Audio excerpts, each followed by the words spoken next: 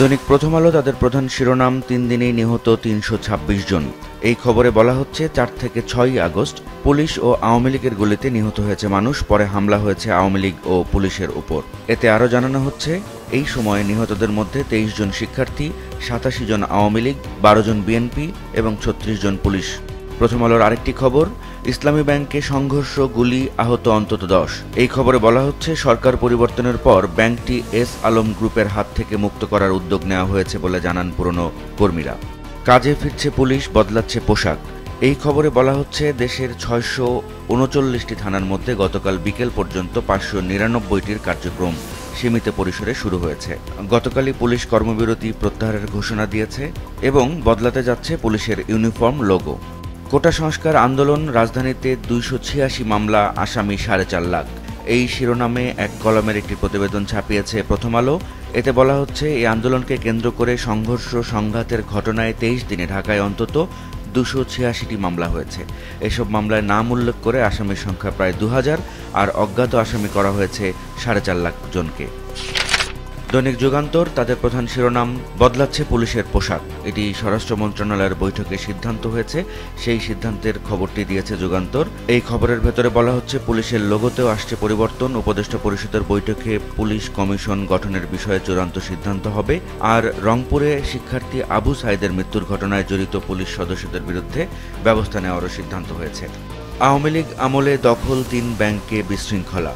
এই শিরোনামে যুগান্তর যে প্রতিবেদনটি ছাপিয়েছে এতে বলা হচ্ছে ইসলামী ব্যাংকে গুলি, আহত ৫। আইএফআইসি ব্যাংক থেকে সালমান এফ রহমানের পদত্যাগ দাবি করা হয়েছে। দৈনিক সমকাল তাদের প্রধান শিরোনাম, রাজনীতির হাতিয়ার হওয়া পুলিশ খুঁজছে মনোবল। এই খবরে বলা হচ্ছে পুলিশকে বানানো হয় লাঠিয়াল বাহিনী, আর এখন পরিবর্তন আসছে লোগো ও পোশাকে। পুলিশ সদস্যদের জন্য গড়ে তোলা হচ্ছে স্বাধীন কমিশন এবং আপাতত ৫৯৯টি থানার কার্যক্রম শুরু হয়েছে এবং সেখানে শুধু নৈমিত্তিক কাজ চলছে। দৈনিক কালের কণ্ঠ তাদের প্রধান শিরোনাম, রাজনৈতিক দলের জন্য আইন হবে। এটি গতকাল সাংবাদিকদের স্বরাষ্ট্র উপদেষ্টা বলেছেন, সেই খবরটিকে তারা প্রধান শিরোনাম করেছে। এছাড়াও তিনি বলেছেন দেশে রাজনীতি করা খুব কঠিন হবে, পুলিশের হুকুমদাতাদের শাস্তির আওতায় আনা হবে, বৃহস্পতিবারের মধ্যে পুলিশকে কর্মস্থলে যোগ দিতে হবে, দখলবাজ, চাঁদাবাজদের বিরুদ্ধেও কঠোর হুঁশিয়ারি জানিয়েছেন তিনি। ব্যাংকে গোলাগুলি, দ্রুত ব্যবস্থা নেওয়া হবে। এই শিরোনামে কালের কণ্ঠের প্রতিবেদনে বলা হচ্ছে ইসলামী ব্যাংকের দখল নিয়ে গতকাল মতিঝিলে গোলাগুলির ঘটনা ঘটে। মালিকানা পরিবর্তনের দাবিতে একাধিক ব্যাংকে মানববন্ধন হয়েছে। কালের কণ্ঠের প্রথম পাতার শেষ দিককার খবর, প্রধান উপদেষ্টার সঙ্গে সচিবদের বৈঠক আজ, সরকারের কর্মপরিকল্পনা চূড়ান্ত হতে পারে। কালের কণ্ঠের শেষ পাতার একটি খবর, এটিএম বুথে টাকা মিলছে না, নগদ টাকার সংকটে গ্রাহক। বলা হচ্ছে ব্যাংকাররা জানিয়েছেন দ্রুতই এই সংকট কেটে যাবে, গ্রাহকরা আগের মতো সেবা পাবেন। আর কয়েকদিন ধরে নিরাপত্তার আশঙ্কায় এটিএম বুথে টাকা পাঠানো যাচ্ছে না বলে এই সংকট তৈরি হয়েছে। দৈনিক কালবেলা ৬ কলাম ব্যাপী লাল কালিতে তাদের প্রধান শিরোনাম করেছে, যাতে বলা হচ্ছে সর্বাঙ্গে চরম দলীয়করণের খেসারত। এতে তারা বলছে দীর্ঘ ১.৫ দশক ধরে সব ক্ষেত্রে চরম দলীয়করণের খেসারত দিচ্ছে দেশ। অভ্যুত্থানে শেখ হাসিনার পদত্যাগের পর প্রায় সব প্রতিষ্ঠানে গুরুত্বপূর্ণ পদে পদত্যাগের হিড়িক লেগেছে। বিচার বিভাগের ইতিহাসে নতুন রেকর্ড। ২ কলামের এই খবরে বলা হচ্ছে এই প্রথম হাইকোর্ট বিভাগের একজন বিচারপতিকে সরাসরি প্রধান বিচারপতি হিসেবে নিয়োগ দিয়েছেন রাষ্ট্রপতি।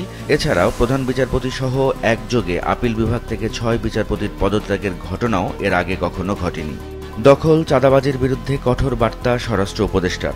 এই খবরে কালবেলা বলছে চাঁদাবাজ, দখলবাজদের পা ভেঙে দেওয়া হবে। এই খবরে বলা হচ্ছে সচিবালয়ে গতকাল স্বরাষ্ট্র উপদেষ্টা যে ব্রিফিং করেছেন তাতে তিনি বলেছেন চাঁদাবাজ, দখলবাজদের পা ভেঙে দেওয়া হবে, চাটুকারিতা করলে মিডিয়া বন্ধ। দৈনিক বাংলাদেশ প্রতিদিন তাদের প্রধান শিরোনাম, সরকারের সামনে ৭ চ্যালেঞ্জ।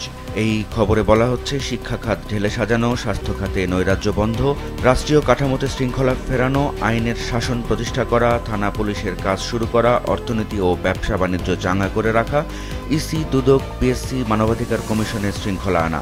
এই ৭টি চ্যালেঞ্জ রয়েছে সরকারের সামনে। বাংলাদেশ প্রতিদিনের অন্য আরেকটি খবরের শিরোনাম, সচিবালয়ে উত্তেজনা, ঘেরাও, বিক্ষোভ। এই খবরে বলা হচ্ছে সচিবদের অপসারণে ছাত্র জনতার বিক্ষোভ, বৈষম্য নিরসনে জনপ্রশাসন কর্মকর্তাদের ঘেরাও, বঞ্চিতদের ৪৮ ঘণ্টার আলটিমেটাম ঘোষণা। বাংলাদেশ প্রতিদিনের শেষ পাতার একটি খবর, লুট হওয়া অস্ত্র নিয়ে যত আতঙ্ক। এই খবরে বলা হচ্ছে, আইনশৃঙ্খলা রক্ষাকারী বাহিনীর লুট হওয়া অস্ত্র গোলাবারুদ নিয়েই আতঙ্ক তৈরি হয়েছে সাধারণ মানুষের পাশাপাশি এই বিষয়টি নিয়ে উদ্বিগ্ন খোদ আইন প্রয়োগকারী সংস্থাগুলো। দৈনিক দেশ রূপান্তর তাদের প্রধান সংবাদ, ব্যাংকে ব্যাংকে দখলের লড়াই। এই খবরে বলা হচ্ছে, ইসলামী ব্যাংকে গুলিতে আহত 6, এস আলম মুক্ত ব্যাংক খাত চান ব্যাংকাররা। দেশ রূপান্তরের আরেকটি খবর, সরকারের হুঁশিয়ারির পর কাজে ফেরার ঘোষণা পুলিশের। বড় দুই দল আওয়ামী লীগ এবং বিএনপিকে নিয়ে দেশ রূপান্তর দুটি আলাদা প্রতিবেদন ছাপিয়েছে। প্রথমটি শিরোনাম, ফিরেছেন সালাউদ্দিন, অপেক্ষায় অন্যরা।